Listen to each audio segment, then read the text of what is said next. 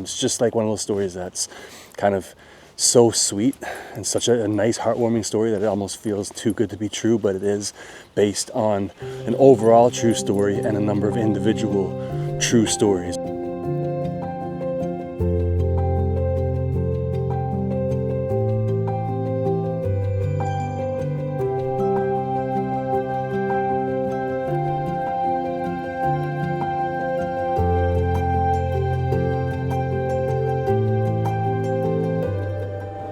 I just had lunch at Union East in the Gander airport, and now I'm just sitting in the airport lounge that they redid a couple of years ago. Basically restored it to its old glory. They call this the Gander's slogan. It's still the Crossroads of the world, and it's sort of apt because back in the early days of aviation, London to New York was the original sort of big destination to destination, and flights had to stop in Gander for refueling. It was the closest point to both areas, so it was a really, really important airport back in those days, and now they've redone everything up, make it look like it used to look. First escalator ever in Newfoundland. It's not operational now as far as I can tell. It just sort of looks like it's been restored. A big mural here on the wall. It really is a beautiful room. It's one of my favorite places in the province.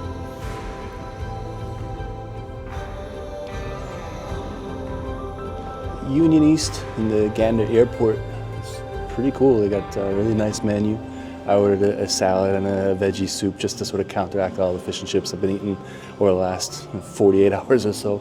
But the menu looks really good. Lots of interesting items on the menu. The decor on the place is really nice. You'll see to the other side as well, but where I'm sitting right now, it just looks really nice. They did a really good job with this place. The whole Gander airport, over the last couple of years, they really put in a lot of effort to just turn it into something special. In terms of like the rooms and stuff, they just have the challenges with the flights and the air access to other locations and stuff, but they're trying really hard to improve that as well. But the actual places, the facilities inside the airport are really cool, and this restaurant is just one of the examples of that.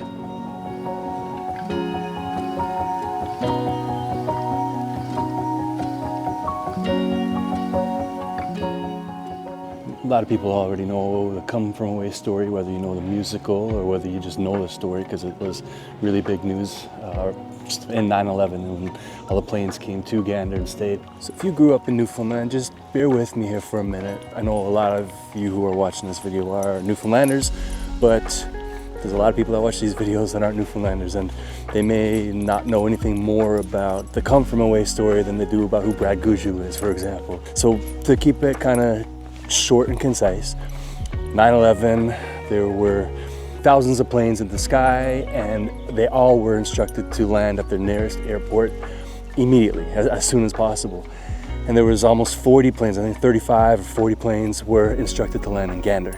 The population of Gander in 2001 was around 11,000, and they said there was close to 7,000 people landed in Gander. They say the population of the town basically doubled, not quite doubled, but there's a lot of people that landed in Gander, confused and scared, and basically the story is that the town of Gander and the surrounding towns, I know Appleton is one of them, I can't remember all the towns that took people in, but the people of these towns took all of these passengers from who knows where into their homes for 4 or 5 days, let them shower, sleep, fed them, and tried to comfort them, and everybody was scared.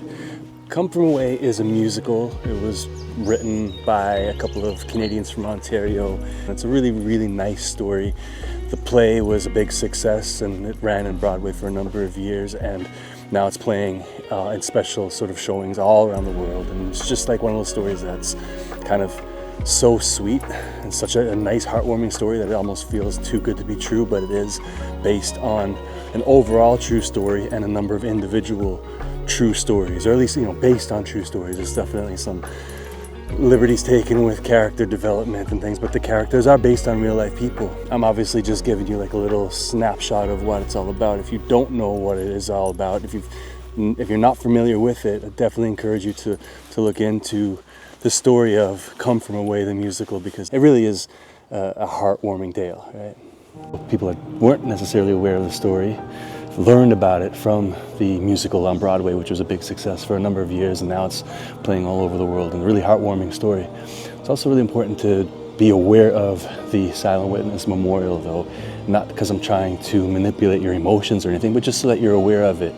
As heartwarming as the Come From Away story is, the Silent Witness Memorial memorializes a really difficult period in Newfoundland history, and in particular Gander Gander's aviation history, when there was a big plane crash shortly after liftoff just outside of the town of Gander. The site was actually unpassable today because of the big snowstorm a couple of days, almost a week ago now.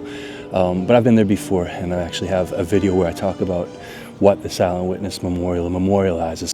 Just outside of Gander, like minutes outside of the town, just off the highway, there's the Silent Witness Memorial, and this is a really moving place to visit. So what happened in 1985, there was a plane of American servicemen heading from their station in Egypt back to, I believe it was Kentucky, but the United States in any case, and then from there they would basically be going home for the holidays.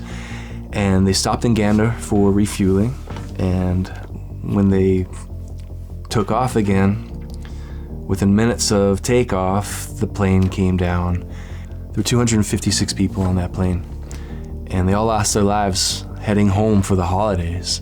The actual memorial garden and the lack of trees in the area, you can kind of imagine that this is exactly where the plane came down, and then the trees that were taken out by the plane never grew back. So it's really a moving place to be. Please let me know, correct me if I'm wrong, if that's not exactly why the area is cleared out, if it was just sort of maintained that way over the years. But it's hard to be there and not imagine this is exactly where the plane came down. A hard place to be and not feel emotional. The names of all the passengers are on a plaque. There are lots of different tributes to individuals. When you come out of the town of Gander and you drive for 5-10 minutes and you drive down an access road to reach the memorial, it's just outside of this town. It's so like a plane must have went up and immediately came back down. But probably because it was so full of fuel, the crash ignited the plane, and it was a complete disaster. That's a really important piece of Newfoundland history. It is a beautiful tribute to the people on the plane. It's a story that deserves, more than just like a quick note here, but it was basically just so you have an idea if you're not aware of it at all. So it was a December flight, and the crash was the first time I ever heard the term or the concept of ice on the wing, but it was a disaster, a complete and utter disaster. So again, I'm not trying to make you sad and just try to take away from what Come From Away represents, because you should be happy, and as a Newfoundlander you should be proud of that. But you should also be aware of the other issues in the flight history of Newfoundland and Labrador, and in particular Gander. So Gander's a nice town, not a rugged coastline or anything like that. You're in central Newfoundland. You're not really close to any major body of water. The Gander River's close, but the town doesn't feel like it's on the water, right? It's just sort of like a place for people to live and work. But as far as Newfoundland standards go, it's actually a big town. It's one of the bigger communities population-wise in the province. I know in Come From Away, they talk about it like it's some speck on the map, which, I mean, in the grand scheme of things, it kind of is, but you can have a good life here. Like you got everything you need around here. It just feels like a small city, right? You got every service you want, good schools, just all the different amenities and services that you could want. And with that said, it is Newfoundland, so you want to also have some, well, if you're not from here and you come to this place, you kind of might be looking for like that stereotypical Newfoundland lifestyle, which is okay. Like that's what we're known for. But you're not far from a lot of really, really beautiful, stereotypically Newfoundland towns when you're in Gander, right? Like you're in central Newfoundland, so you're closer to more things than you are in St. John's. So, I like Gander. I don't spend a lot of time here. I passed through a few times, over the last few years on my big road trips, but like it's a good town, and you can have a good life here if this is where you choose to live. That's, I guess, the takeaway here.